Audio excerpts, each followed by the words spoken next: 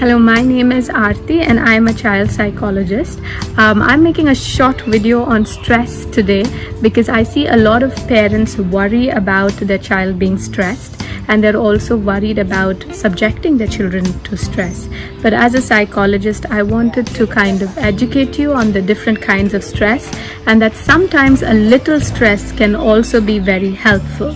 So to start off with, there are two kinds of stress.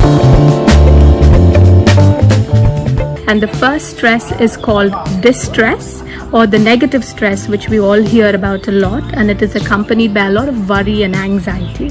And the second kind of stress is the positive stress, which is also called as eustress. It has a fancy term, eustress. And eustress actually motivates us to do better and gives us the feeling of success and promotes people to take up challenges. So I feel like a lot of parents are worried about these two different kinds of stress and are confused between what we are subjecting our children to. So I have a couple of pointers here which might be helpful when we are parenting our children and help them handle both negative and positive stress in a more productive way.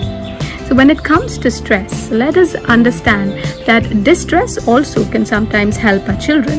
It is only when our children are taught on how to embrace stress, on how to handle stress better, that they will be better equipped. So let us not focus on avoiding stressful situations, because even if we can make sure that our children are not going to be subjected to stress, unfortunately life can't warranty your child. So instead, a better approach is to enable our children to face that stress and let them think about how they are equipped to handle stress, or as psychologists call it, better stress, manage stress in a better way. So when it comes to eustress, that is the stress that we get when we're watching a scary movie, or when we're riding the cycle for a first time, or when we're learning to read a big book with fancy words. You know, you're not prepared for it, but once you go through that experience and once you feel that you've accomplished something, you feel really good about it. So the next time you overcome or you encounter such a situation, you are more prepared to overcome it in a more positive way. So it's like a child and a small pit ahead of him, and he's on a cycle. So as soon as he goes through this feeling of stress, the brain releases hormones, and that causes his vision to get enhanced, and he presses the brakes harder. So instead of falling through the pit, he knows how to turn around the pit and go forward. So next time when there's a bigger pit, his brain automatically recollects the incident where he was able to successfully go against and around the pit and not get hurt at all. So that kind of a success that the child remembers in his memory reinforces his confidence to do better the next time, as opposed to being scared of the pit, dropping his cycle and running away. So that is called about being able to handle stress in a more positive way. And there are also a number of research studies that also talk about handling stress better. For example, this study conducted by Harvard and Yale about how to manage stress in a very positive way. So they conducted a study with two sets of investment bankers, both very highly stressed professionals, and one set was told about the negative effects of stress, and the other set was taught how to better utilize the reactions and the responses from stress and how stress is helping them.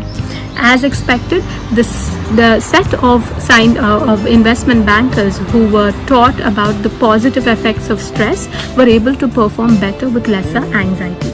So let us also teach our children that stress is not a bad thing, and that sometimes it can help us overcome negative experiences and fears.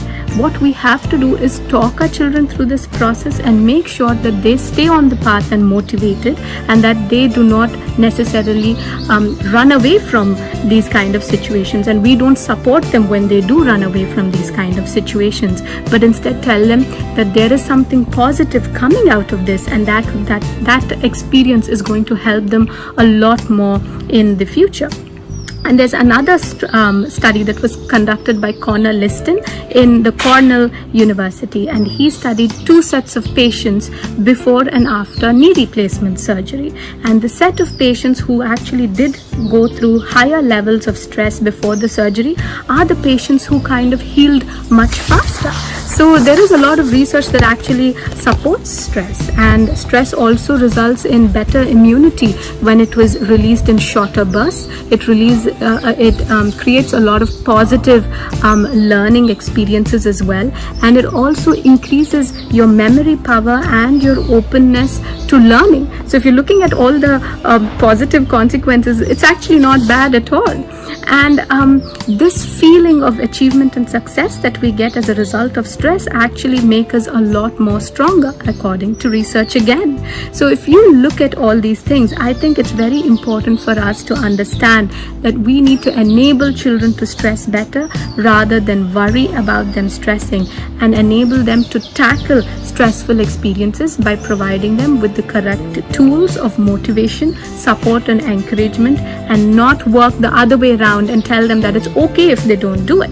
You know, it's okay if they stand up to the challenge and they fail. It's okay if you're trying to work your way around a pit when you're cycling and you fall, but it's not okay to not try at all in the first place. There's a lot of difference between the both.